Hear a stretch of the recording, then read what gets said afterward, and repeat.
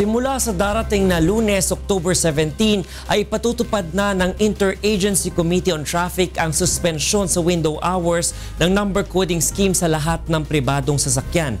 Mula sa EDSA White Plains sa Quezon City, itong balita ni Joan Nano Live. Joan, go ahead.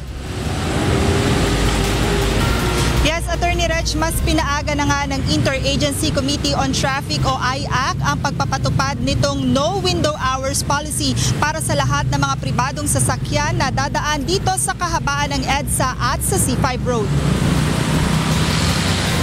Sa halip na sa October 31, sisimula ng ipatupad ng IAC ang no window hour policy sa darating na Lunes, October 17. Bukod nga sa EDSA at C5, sakop na rin ang naturang kautusan ang Alabang Zapote Road, Rojas Boulevard at ang lungsod ng Mandaluyong. Nangangahulugan ito, Attorney Reg, na hindi na maaaring dumaan sa mga nabanggit na lugar ang lahat ng mga pribadong sasakyan na may plakang nagtatapos sa itinakdang numero simula alas 7 ng umaga hanggang alas 7 ng gabi.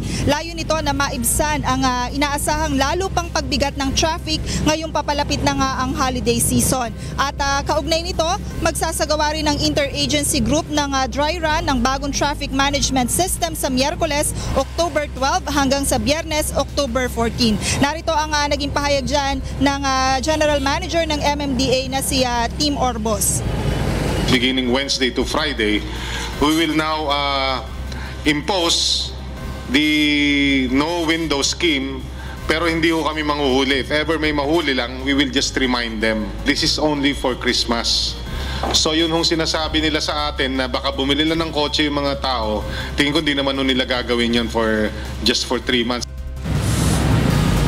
Attorney Reg, sa pagtaya nga ng MMDA tuwing holiday season, tumataas ng mula 10 hanggang 15% ang dami ng mga sasakyan tuwing holiday season. At kapag naipatupad na nga itong no window hours, umaasa ang MMDA na mababawasan ng nasa 20% ang volume ng mga sasakyan na bumabiyahe sa mga lansangan. Attorney Reg, ipatutupad nga ng IAC itong no window hours policy hanggang sa January 31, 2017. At pagkatapos nga nito ay magsasagawa sila ng assessment upang matukoy kung epektibo o gagawing permanente na nga ba ang pagpapatupad ng sistemang ito dito sa Metro Manila.